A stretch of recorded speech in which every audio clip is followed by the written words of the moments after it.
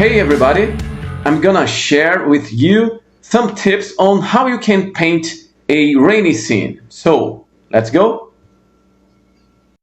To make it easier to understand, I'm gonna use this very simple drawing. And Pinky here will help us through the way. Say hello to Pinky. The reason why there is this kind of a hole in front of him is for it to accumulate some water, which will allow us to create a beautiful reflection effect. Now grab your umbrella because it's about to rain. First thing we'll do will be creating the raindrops. For this, I will be using this brush right here that already comes with Procreate. For this particular style that I'm gonna be showing you, it's really important that we use a textured brush to make the raindrops. It's a combination of a textured brush with the quick shape. It works like this. If you trace a line, no matter how jagged it is, and you hand your pencil still in the end of the stroke, it will do this. Make a perfect straight line, and then I can drag it wherever I want, and if I touch with other finger and then drag it, the line now will snap to some specific angles. This way you can create a perfectly vertical line. Like this. Now you will understand why I chose a textured brush for this. From where I end my stroke and the quick shape begins, I can make the line longer and it will spread the texture like this. The shorter you make your stroke, the thinner spread the line will be. It allows us to create a lot of variety and complexity for our raindrops. I will use the same brush now to create the circles that will represent the waves caused by the raindrops hitting the water on the ground. It will work the same way as the straight line, but in this case it will change my lazy ellipses into perfect circles. Now I just need to create some more circles to make they look like waves on the puddle. Now let's use this knowledge to make our raindrops. Let's use different lengths in our strokes. Then we can use the quick shape to drag it down so we can have a nice variety, which will be more visual appealing than a bunch of boring equal raindrops. After that, we'll make what I'm gonna call here explosion. Those water drops hitting the surfaces. Like this kind of some water explosion. You don't need to do it everywhere, just here and there. Sorry for the rhyme, guys. Anyway, for the others, you can use a splash brush. I used this one right here. I do not remember where I got it from, guys. But it's really easy to find on the internet. Paid and free versions. That's what this brush does. Some kind of spray that I'm using here around Pinky. The water will hit every top plane of our object. So you need to understand the volume of what you are painting. In this case, we didn't define the volume of Pinky. It's flat, but for example, if Pinky had a big belly, the water would be hitting the top of his belly this way. If we compare the arms now, we can see this one has a more volumetric looking than the other, make it look rounder, while this one looks more flat. But this is a talk for another video. Now let's move to our fourth topic, strangely called puddle or pool. Allow me to explain why. Let me turn on some layers here to show you this. Just a second. And this is what I'm calling puddle. It has some volume, and here I'm showing it, putting some more light on the side than on the top. I have also put some occlusion shadow, that would be the shadow beneath it. Try to observe a real one and you will understand. So, this is water on a perfect even surface, different from the other one. Now we got to our topic number 5, the waves. All of those raindrops falling from the sky will hit our pool, causing those kind of waves, like I mentioned before. You can use the quick shape to make the circles, and then you just need to duplicate the layers and merge them. Then you put it into perspective, like this. Now let's drag it to the pool layer, like this. Okay. And now we have an important decision to make about scale. What's going to be the size of my waves? Because you really need to know the story of your character. If it's like a little toy, I would make the waves much bigger. You know, to show how small he is. But if it's the size of a person, it would be more like that, smaller, you know. Now that I decided the size of it, I will use the clipping mask.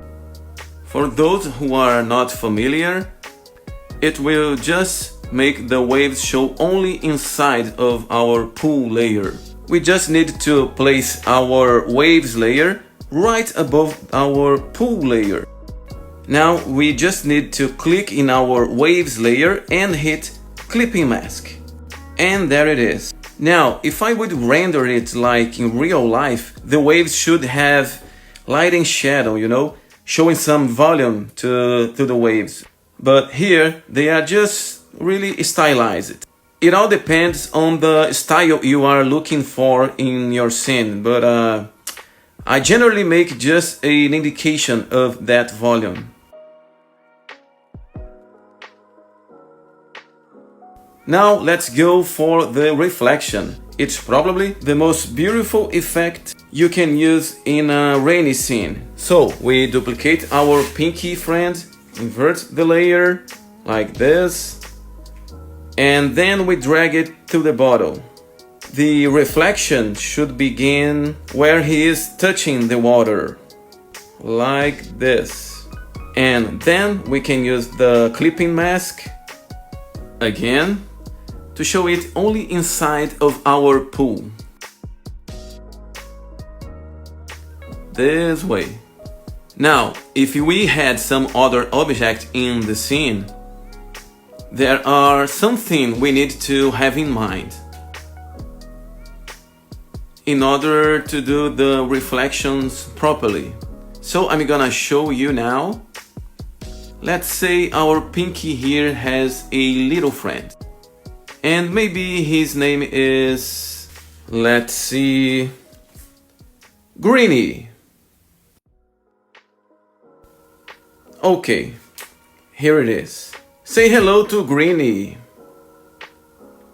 And then, if we were to do the reflection of both of them, we would tend to duplicate both together and then invert it. So let's see what happens. See? Now the reflection of Greenie is in the wrong place. So we gotta be careful and do it one layer at a time. Otherwise we would have to fix this manually. Selecting it, dragging it to the right place, and then manually painting it back. Not very smart. What we can do instead, let me first delete it. What we can do is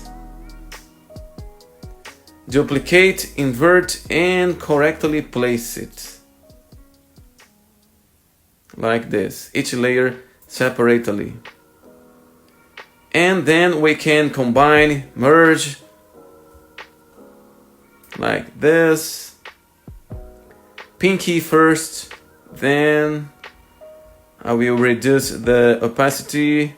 Now I will duplicate greeny, and now both of them are in the right place. But I shouldn't have lowered the opacity before. Now they are kind of blending together.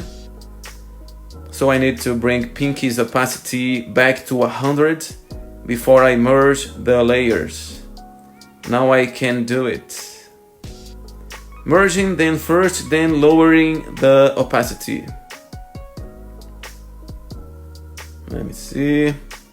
Now I can drag it to our pool layer. Our pool, puddle, I don't know. And then we clip mask it to our pool layer, like this. Okay. And there it is, our beautiful reflection. It really adds a lot to our scene.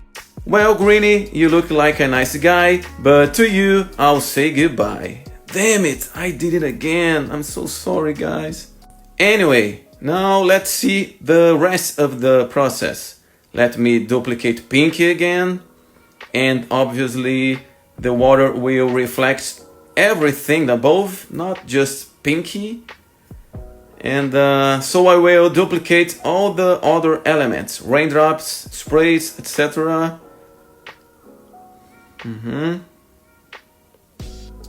And then I will merge it together to the already duplicated Pinky, like this.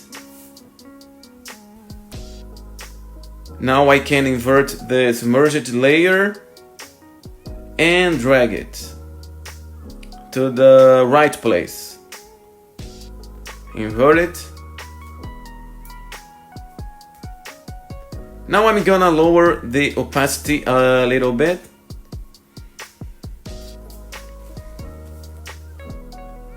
Let me put the layer in the right place and then clip mask it.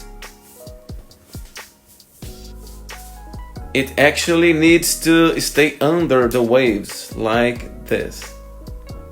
Now I will regulate the opacity again, a little bit further, maybe not that much.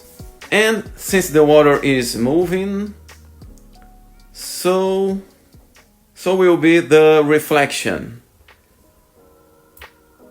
It would be like this only if the water wasn't moving. But it is because of the raindrops hitting it. So I use the smudge tool. I like to use it with some hard edge brush. And then I will try to indicate this movement of the water. Like this. Now, in the borders, there is less water and it should be reflecting less. So I will grab some soft brush as my eraser and we erase just a bit closer to the border, like that. There we go. Well, maybe it's too distorted. So I can come back and make the reflection look less distorted. Okay. And I use a soft brush again to erase a bit closer to the border. Now maybe it's looking better, or maybe I just turned it worse. So there is our rainy scene.